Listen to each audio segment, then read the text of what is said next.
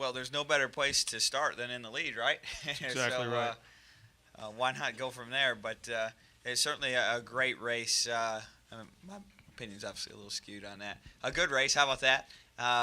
With the 48 car and really everybody, the 5 car was strong, and a couple others were really strong. Like the Gibbs cars were very strong. And our team just did a phenomenal job of executing. Made some key adjustments during the race that got my car running really, really strong. Certainly there was a lot of other good cars in the field as well. But just proud of the effort and proud of what we were able to do. For those that were listening before, and forgive me for being redundant, but it feels like round one of a heavyweight title bout. Just it's a 10-round bout, and week one's done, and we might have run the round, but we didn't by any means knock them out.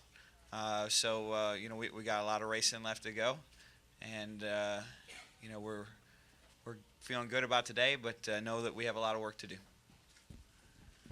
Let's go to the press box now for questions for either Brad or Roger. Go ahead, press box.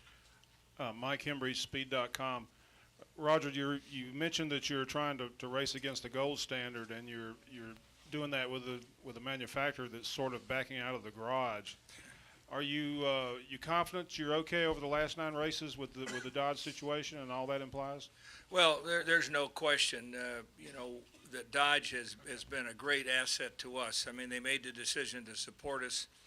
Senior management obviously decided that they were going to focus maybe on something other than motorsports, at least the Cup side. And we made that decision with them, almost a year ago when we decided to move on to Ford. But I think the one thing we both have done is we, clasped our hands and said, hey, we're going to go for it here and do our very best because, they've been a great partner. And I think the cooperation technically that they've had with our chassis guys, our engine people, and our dynamic people has been terrific. So, we might be backing out of the garage, but I certainly want to back out. I want to leave them with the best results we can. Let's stay up in the press box for another question. Go ahead. Hi, this question's for Brad. It's Nick Devon from the West Bend Daily News. Brad, Roger kind of mentioned a little bit about that you're really hands-on with what goes on at the shop and getting this team ready. Why do you want to be a part of that, and why are you so hands-on with that? Well, I mean, I feel like it's my goal to be a Sprint Cup champion, to be a winner. Racing is one of the few things I've ever done in my life that has been able to take me to another level mentally and physically, and it demands that out of you to be successful. And there's no guarantee of success in this sport, as there's no guarantee of success in any sport. But this one in particular, and the way I approach the work ethic of it, whether it was from my dad or whatnot, or who I got it from, that could be argued for, some time. But I approach it as though I was a baseball player. Baseball players, at the mound, or I guess I should say at the plate, and there's 100-mile-an-hour fastballs coming at you all the time. There's always somebody trying to beat you. But, if I go down, I'm going to go down swinging. I'm going to go down swinging the bat as hard as I can each and every time. I'm not going to stare at the ball and watch it go by and be struck out. So if that means I got to work harder to go down in that manner, then that's what it's going to be. But it also means I got a great shot at hitting that ball. And right now that's where our team's at. Let's come back downstairs, and first of all, let's hear from our winning crew chief, Paul Wolf. Paul, congratulations on this win today. Talk about, and certainly the job on pit road had a lot to do with this win. Yeah, I think it was key to the results of the race. I feel like as the closing laps came down there, the second part of the race, it looked like it was going to be between us and the 48, and obviously clean air is so important, and to be able to come down pit road and have a great stop like we did, and be able to just clear them, get back on the racetrack, that was, I feel like, the key. I thought they would mount a little more of a challenge there, but we were able to continue to pull away, so I was a little surprised by that. Not sure what was going on with their car, but definitely I'd say the best car won today for sure. Let's come back downstairs now. I believe Jay Hart, did you still have a question? Jay Hart, Bob, Jim, and Lee. Yeah, Jay Hart, Yahoo Sports. I guess for both, ask Roger first and then Brad. Congratulations, guys. Thank you. When you brought Brad over, and you talked a little bit about this earlier to David's question, but obviously a championship is the goal. Are you surprised by how soon this team has come together, and Brad has molded into a legitimate championship contender? And then I guess I would ask Brad, sort of answer the same question. Well, I think I mentioned earlier that Brad came and we talked early on, and he said, look, I want to help you build a championship team. And I think that we struggled the first year in Cup, but we were able to put Paul together. We talked about people earlier, and with Paul and Brad really getting together on the nationwide side and getting success, we attracted some other good people. And to me, we saw the success racing the best guys in the nationwide side. And last year when Brad had his accident, I think that showed me, what kind of person he was. He wasn't walking around here running for sure. He was hurting every day, but was able to put out and win the races he did. So, I'm thrilled at the level we are. I think that he's a young man in his career. I think, our ability to attract someone like Logano, to come and be his teammate next year, another young gun, will only make us better. And I think when you look at the teams that have been successful, it's, as I said it earlier, it's about the people. And I think Brad's a leader, Paul is a leader, and I think, the people we have, Travis Geisler and Sir Mike Nelson and obviously Tim Cindric, that we're working as one team. And, we win as a team, we lose as a team. And I think that's what Brad has told me when we got together. He said, I want to help you win a championship. Now, obviously, if he's going to help me do it, he's going to be the champion. So we're on that track right now. Let's go to Bob and I didn't know what to think. It's certainly a long road and a tough road to get to where we're at. I'm proud of every step that we've taken along the way. I think that we can still be better. I think that these are really good times, and I think we're just getting into them, and the best is still yet to come here at Penske Racing. I really believe in the process we have going forward, and bringing on Joey is certainly one piece of that. Certainly the added continuity that Paul and I have with this being our third season together is phenomenal, and everyone on the team that's followed up through the nationwide side and beyond. I like the structure we have with the nationwide car and how we continue to bring in people. I like the future we have with guys like Ryan Blaney, who won last night. Just every step of the way, I feel like Penske Racing is putting itself in a position to be a team that can win multiple titles over the next few years, and to be the elite team, elite company it's capable of being across the field in NASCAR. And so I'm very proud of those efforts, and I'm proud to be associated with it. I've made it a point to not try to overstate my role in that, because it is a team that does it. It's Roger, it's Walt, it's Bud, it's Paul, it's Travis Geisler, it's Michael Nelson, it's Tim Cindric. You name them, it's all of us. We all have that responsibility to make it happen. And certainly I might be one of the loudest in the group, but it takes all of us to make it happen, and I like where we're going. let's go over here to the left. Raise your hand, Jim. We'll get you the mic, Jim Utter. And then we'll go to Bob and then Lee. Jim Utter, Charles Observer. Brad, Roger said earlier that he's been wanting to race the 48 since about as long as he's been in this sport. In Yeah, me too. In Victory Lane, you talked about this being a heavyweight title fight, but only round one. Was it more of that way because of who you were racing at the end of this race today? Yeah, I mean, that's part of it, for sure. It's all-encompassing, but that was certainly part of it, and we all know how good his team is. We all know how good he is. And look at the resume over the last 6 years. Hey, look at the resume over the last 10 years. It's impeccable. To be racing him, whether it was for the lead or for 10th, is an accomplishment. Let's go over here to Bob. Bob Hocker, Sporting News. Brad, Jimmy said that on your last pit stop that you kind of came up on the track a little bit early and you may have impeded him a little bit, but he also said he didn't think that he said it probably didn't affect the outcome of the race because you were so good on that last run. So I'm curious if you were aware. I mean, when you come off a pit road, how difficult is it here? Because the whole backstretch is turned and you're not on, and the apron's very flat before you come up. And then also, was the car on that last run the best, and did you do anything to it to make it the best at the end? I think I understand your second question, but I'm not sure what your first question is. First question is, I mean, is it tough to figure out where to blend in here because of kind of the nature of the track? Yeah, I mean, I think you look at it.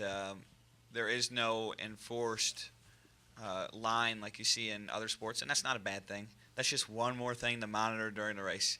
But it's certainly I don't want to say a gentleman's agreement. It's a policy of merging down the backstretch or up off of turn 2, I think is what it says specifically in the driver's meeting. And I feel like that's what we did. So, you can make rules that count it down to the inches and just make it a pain in the ass for everybody that participates in the sport, or you can just have a rule like we do. And I felt like I was inside those guidelines, and I think NASCAR agreed as well, based on their no call. But certainly that's something that we'll continue to get better clarification as we race and as we understand, and that's how I understand it. The other question was about if we had a. Did you make any adjustments to make it the best car? Yeah, I mean, that's a great question for Paul. I'm not sure because the last run, the car was just really good. I was very happy. Paul, you want to maybe address that? Yeah, Brad kind of asked me the same question there in Victory Lane, and we made some small changes throughout the day, but going back and forth from 2 tires to 4 tires, sometimes you got to be careful on how you adjust on the race car. And for us, the last stop was just 4 tires and the fuel we needed to get to the end. But obviously, I don't know if the 48 just lost handle or what, but we were definitely our best on the run that counted. So I guess that's the important part. Let's go to Lee, and then Nate. Lee Spencer, Fox Sports. I just did, yeah. Go ahead. Brad. Did you see the shock fell off the 17? It's on ESPN. Yes. Coverage is excellent. We talked to you this morning about what you felt, when you woke up, and obviously you were just probably a few minutes from getting out of bed, right? No, I was up early. I was excited about this race. But what does it mean to you at this point, after everything that you've fought through, to be leading the points? I mean, you've led the points in Nationwide, but this is Sprint Sure. Cup. What Yep. does that mean to you after everything that you've been through? I don't know yet. I really don't. I haven't allowed it to sink in, and my thought process has been in what do I need to do to be the best driver over the next 8 or 9, I should say. And I'm not going to let it sink in. I'm going to focus on the next 9, and I know everybody on my team's going to do that. It's great to get to the points lead, but we've got so much racing left, and it would be a disservice to today's accomplishments to allow our focus to get off of tomorrow's workload. 5 laps to go, though. You're already, seeing it was Miller. No, I was wishing it was Miller time. You hadn't even taken the checker. Yeah, I mean, it was. The races get really long when you're leading, especially at the end. I'm sure that's how Jimmy felt too when he was leading, but just a long race, but a good race for our team. Let's go to Nate, and then we'll go back up the press box, and then we'll come back downstairs. Go ahead. Nate Ryan, USA Day. Brad, I know you're going to go back and watch this race on DVR, and you're going to find, following up on Bob's question, you're going to find that Jimmy took umbrage at the way that you merged back on, at the way you blended back on there. And I know that after Michigan, you guys kind of had the 48 a little bit spun out there too. Are you still relishing that? Are you still thinking there's a mental edge that you and Paul are trying to play against Jimmy and Chad Knaus? It's not for me to speak about a mental edge. That's for you guys to speculate. And if you want to ask him about that, that's fine. But it's not for me to speculate. But when you're winning races and running up front like we did today, it means a lot to everybody. It means a lot for your own team, and it means a lot to others sometimes. So I know that watching a 48 win quite often. That has, that does have an effect over time, a psychological advantage. But, it's not for me to speak. Press box, go ahead for a couple questions. Brad, Nick Demon again. Did you get a chance to watch any of the IndyCar race yesterday? And Will came up short, second year in a row. Do you kind of feel like now it's your chance to, or do you feel like you need to now bring in the championship for Penske Racing as a whole company, IndyCar, NASCAR, and company-wide? Well, it was certainly unfortunate to see Will have his problem there yesterday, but I felt that way whether or not he won or lost. Our goal was still to win the captain here a Sprint Cup championship, and certainly wasn't going to make an excuse if Will won that we didn't have to. We're going to try and win no matter what the circumstances are, and I think that's why RP keeps us employed over here. Go ahead, press box. Monty Dutton, Gaston Gazette. Brad, just discounting Talladega, which has been good for you, but is obviously a perilous spot. Sure. When you look ahead to the rest of the chase, is there any place that you feel like you have something to prove that you say, boy, if we come out of there with a points lead, we're rolling? Homestead, yeah. Well, thank you very much for that. Just call me Captain Obvious, Monty. I got the captain. I'm Captain Obvious, but no, I'm not going to feel good until it's over. I'm really not. There's not going to be a weekend where you go, all right, it should be easy for me. It's just not the way the sport works. And we see that time after time after time. But is there any track that you consider your weakness that's a challenge, particular challenge? Well, I think if you look at our track record over the last 3 years, every track could have an argument made for being our weakness. Every one of them. Martinsville we've run well at, and certainly had some things happen to us here and there that have kept us from having a great finish. Homestead, we ran pretty well there last fall, and it didn't work out. And Phoenix, we ran pretty well there, and you go back to our history, and our average finish isn't great. I think you could make a case for and against the two-team at every track remaining through the chase. And, it's our goal or our job to focus on this year and these races and to not allow the history to affect us for good or bad. Let's come back downstairs now. Let's, John, did you have a question? Let's get John, and we'll go back over here and get David and Dave. John Reyes, Roger and Brad and Paul, let me ask this question for some clarification. Is the 48 what the 48 has done or what the 48 can do that is concerned with you guys in your head? And can you concentrate so much on the 48 that there's another driver out there that can put you out of the game?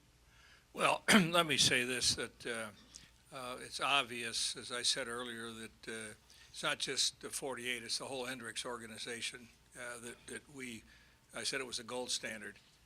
And I think that they've won championships.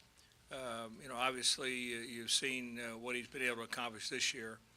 And starting on the pole here, leading the laps he had, obviously he was the one that we had to beat. But I don't think that it's putting us in a deficit position. I think what's really happening is we're seeing where we need to be, and we need to be a little bit better. And there's we've got, the Gibbs team, the Roush team, so it just isn't the 48. But I guess we see so much of the 48, and Jimmy's been such a great champion. Look at Gordon and the rest of them and how Earnhardt's run this year. I mean, it just shows you. And they can get – when you have 4 cars in this chase, we have a tough time running 2 competitively, and they have 4. So I think anyone that's in the sport would have to say, like the Yankees maybe, or someone in football. But, they're, to me, the gold standard, and we want to beat them. And we want to beat them fair and square. And I think that, quite honestly, I'd have to thank, Rick Hendrick and Dale Jr. When they said I could hire Brad to run both in the Cup and the Nationwide, because he got his early roots there. So, to me, it's there's always someone you're trying to equal or better, and I think what Paul's been able to do. I've heard people say, hey, there's some great crew chiefs up and down that pit lane, but Paul Wolf's one of them, and that's, to me, he's done that only not because he talks too much, for sure. He does it, puts the numbers on the board, and I think that's what we need to do. For the next 9 races is focus on our own stuff. Always have someone out there that we're trying to beat, and I think that's where we are as a team. Let's go over here to David Newton. Yeah, Brad, David Newton, ESPN.com. I think at Michigan, when you were calling out the 48 car a little bit about the rear end suspension, you said the 48 car has the most speed, the best history as far as the chase is concerned, but it's my job not to roll over and give it to them. We're going to keep them honest through this chase. Well, it was through the chase, not in Chicago, and there's still 9 weeks left. Anytime you win, it's a bit of a mission accomplished for that particular weekend, but the chase isn't about one particular weekend, it's about 10, and there's a long road to hoe. Let's go to Dave Coleman right here to the left. Dave Coleman, Milwaukee Journal-Sentinel. Brad, or maybe Paul, you guys came in for the last stop. I think you're about a second and change behind. Came in, took the lead. Where did you pick up that second and change?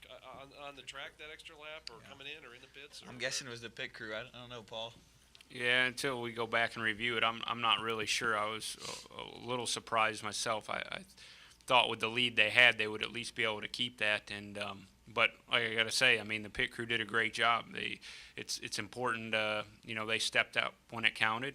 And Brad's been one of the best guys on and off pit road here through the summer months. We see that week in and week out with the post-race dartfish stuff, and that's important. It's every little part. And like I said, there's not one thing to me that stands out where we're better than we were last year's chase. It's every area from the guys back at the shop building these cars, to the pit crews, to Brad being a little better, to myself and my engineer making good calls, and even just the mechanics working on the car being a little bit faster, making changes during practice, because every lap counts. And it's I don't think you can point to one area where we're improving right now.